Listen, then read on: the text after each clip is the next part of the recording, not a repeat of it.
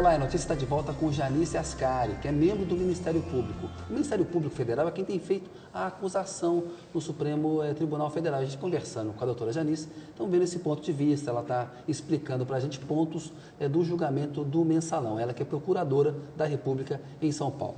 Doutora Janice, eu queria falar com a senhora sobre uma comparação entre a decisão do Supremo Tribunal Federal em relação ao Collor, em 1994, que houve um entendimento ali de que não se provou um ato de ofício do Collor. Eu me lembro, eu já era jornalista naquela época, que tinha assim, cheque fantasma do esquema do PC Farias para pagar a Fiat Elba. Tem uma imagem do Collor dirigindo a Fiat Elba e chegando na casa da Dinda, e mesmo assim o Supremo o absolveu. Já o João Paulo Cunha não tem as imagens, tem lá o depósito, não foi ele que pegou, tem aqueles 50 mil que a mulher dele foi tirar no caixa. O Supremo entendeu que ele merecia uma condenação por esse delito. Eu pergunto para a senhora, se o João Paulo tivesse sido julgado em 94 pelo Supremo, ele teria sido absolvido?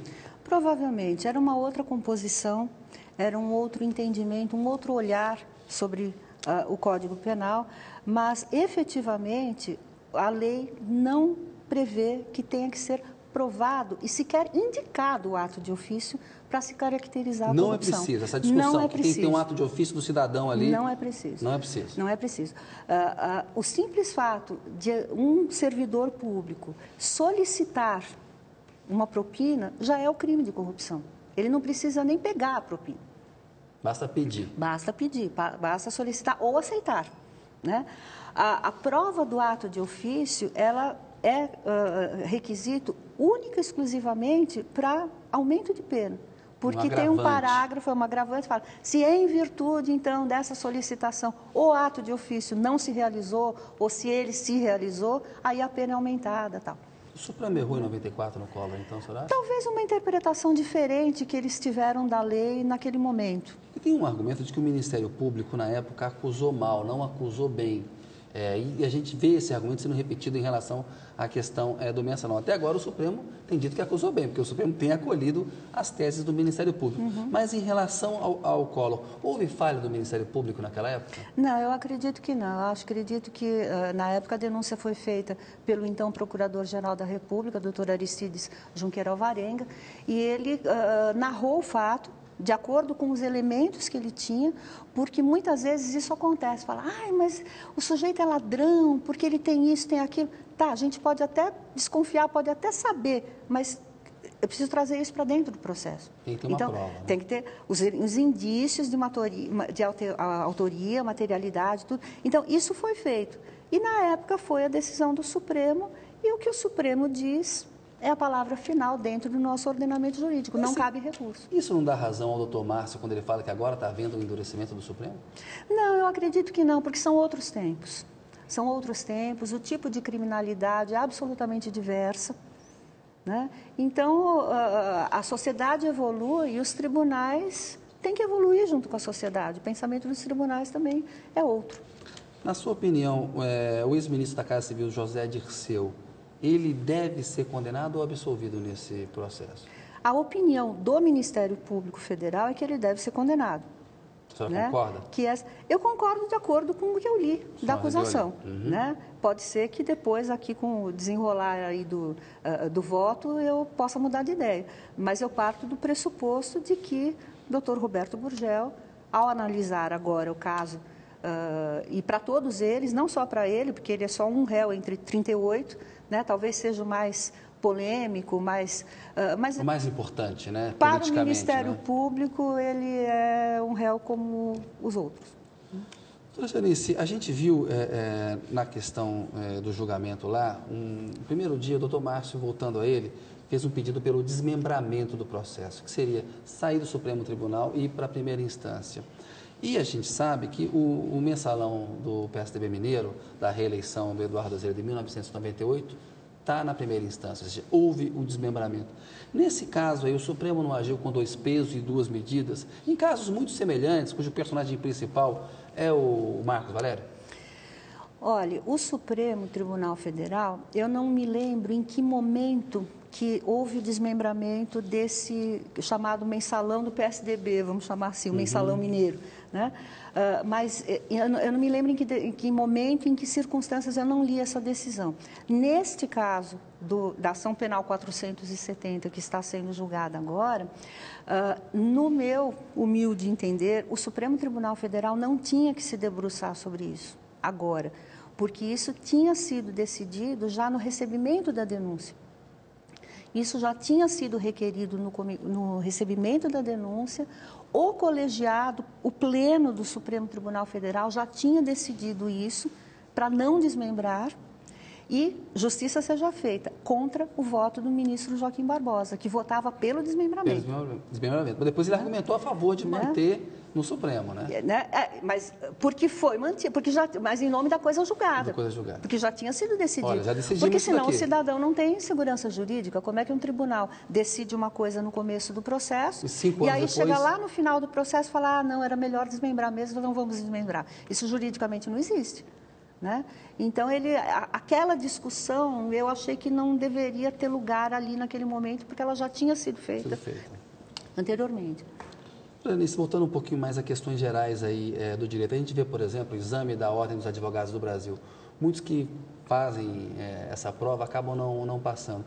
Qual que é a sua opinião sobre os cursos de direito no Brasil? Eles são bons? A gente está formando bons profissionais nessa área ou eles são ruins? Olha, a crítica geral que se faz é que, efetivamente, as faculdades de direito, a qualidade do ensino caiu muito, né? E isso porque houve uma proliferação de concessões, de licenças para as faculdades de direito funcionarem, né? Há cursos, inclusive há notícias de curso que se faz virtualmente, parte virtual e parte presencial, e aí no final o aluno vai lá, só faz uma prova e tal. Então, quer dizer, há realmente um declínio da educação, mas na minha visão não é só na faculdade de Direito, eu acho que o ensino todo no país está muito abandonado. É uma questão mais geral mesmo. É uma questão mais geral e mais profunda do que só a faculdade de Direito. E voltando à sua carreira, doutora Janice, a senhora pode dizer para a gente qual que é o caso mais gratificante, o mais frustrante que a senhora teve? São tantos. Gratificantes ou frustrantes? Ambos. Porque, na verdade, assim, o meu conceito de gratificante, eu não fico feliz em denunciar ninguém. Eu não fico feliz em mandar ninguém para a cadeia, né? Porque eu sou um ser humano também, né? Então, eu penso no réu como um ser humano, né? Mas, às vezes, assim, dá aquela sensação de ficar gratificada, não pelo resultado do processo, mas por saber que eu fiz o melhor de mim, né? Que eu fiz tudo que estava ao meu alcance. Se o réu foi absolvido, foi por outros motivos. A sua parte a senhora cumpriu bem. E que a minha parte eu cumpri. Então, nesse sentido, o meu trabalho é gratificante todos os dias, né? Porque eu me empenho, procuro fazer o melhor, examinar no exame dos casos, nas acusações e tal. Nem sempre o Ministério Público ganha os processos. E quando ganha, não leva, né? Porque as punições não são aplicadas. Então, essa vem a parte da desilusão, né? Mas, no geral, eu sou muito feliz com o meu trabalho, muito feliz. Eu acho que há muito a se fazer, há muito a ser feito, e o Ministério Público, todos os ramos do Ministério Público, eles têm um papel fundamental nessa reconstrução dos valores do país. Doutora Janice, a gente viu recentemente aí, acusações aí de que procuradores que investigam ali o caso do Cachoeiro, do Ministério Público, foram ameaçados. A senhora mesmo já sofreu ameaças, questão da Operação Anaconda, ou seja, operações que envolveram ali a prisão até de juízes importantes. Como que a senhora lidou com essas ameaças? Te incomodou muito? Pensou já em desistir da carreira ou não?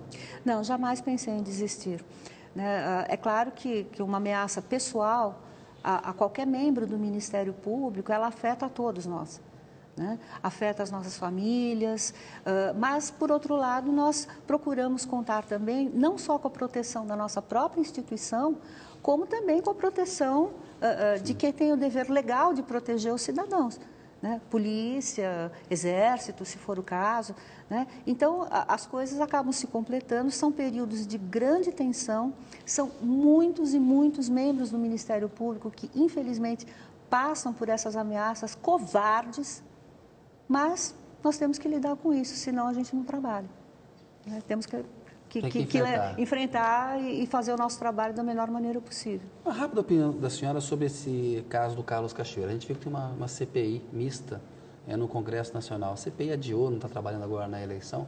Está com um cheiro de pizza aí essa investigação e tudo bem, ou a senhora acha muito ruim isso? Ou o trabalho que a Polícia Federal e o Ministério Público já fizeram já garante aí que esse caso do Cachoeira não vai ser jogado para baixo do tapete? Eu aposto no Ministério Público e na Polícia Federal, porque a CPI ela tem um perfil eminentemente político, de um julgamento político.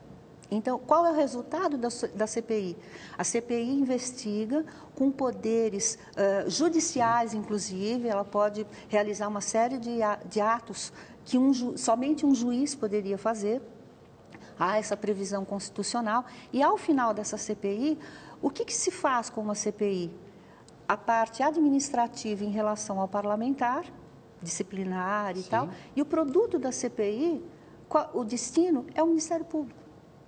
O Ministério Público já fez o grosso desse trabalho, né? Então, muitas vezes, as provas se completam. No caso do juiz Nicolau, nós tivemos uma grande ajuda na época da CPI do Judiciário, né, que colocou uma equipe toda à disposição e colheu algumas provas muito importantes e que foram enviadas ao Ministério Público e complementaram as nossas investigações. Então, esses processos podem se complementar. Mas, assim como o inquérito policial, a única coisa, o destino do inquérito policial é o Ministério Público. E a CPI, idem. A destinação da CPI é o Ministério Público. Então, Janice, chegamos aqui ao final do programa, temos o Pinga Fogo. Eu pergunto, queria que a senhora respondesse aí rapidamente, 2 ou 3 palavrinhas apenas. Getúlio Vargas. Ditador. Juscelino Kubitschek. Presidente. Ditadura militar de 64. Graças a Deus eu era pequena. José Sarney. Longevo. Fernando Collor de Mello. Precisa se acalmar um pouquinho. Itamar Franco. Deus o tenha. Fernando Henrique Cardoso. Sociólogo. Lula. Um grande estadista. Dilma. Uma mulher incrível.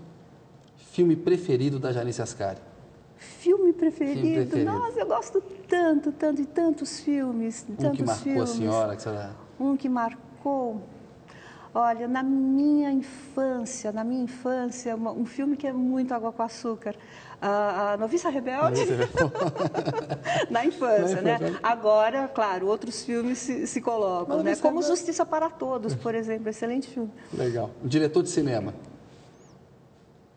Fernando Meirelles. Um ator? Al Pacino. Uma atriz? Uma atriz... Tantas atrizes boas, mas eu fico com Lília Cabral. Boa. Uma música preferida da senhora? Qualquer uma dos Beatles ou Queen. Legal. Um cantor? Qualquer um dos Beatles ou Freddie Mercury. E cantora? Cantora, atualmente Adele. Um livro? Um livro... O Evangelho segundo Allan Kardec. Um livro? Outro desculpa, livro? Não, um ídolo, eu errei, desculpa. Um ídolo, outro livro não. Um ídolo? O livro foi o Evangelho segundo Allan Kardec, agora eu perguntei do ídolo, eu errei aqui. George Harrison. Legal. Uma frase ou um pensamento do qual a senhora gosta muito, pode ser um poema? Nunca faça nada aos outros que você não queira para si. Tá certo. Doutora Janice, agradeço muito a sua entrevista. Muito obrigado. Eu que agradeço. É um Boa prazer. noite para a senhora, viu? Muito obrigado. A notícia volta na semana que vem, logo após o Dr. Hollywood Brasil. Você pode acompanhar todas as entrevistas do programa no nosso site. O endereço está aí embaixo na telinha. E as notícias do É Notícia pelo meu Twitter. Tenham uma excelente semana, muito obrigado por sua audiência e boa noite.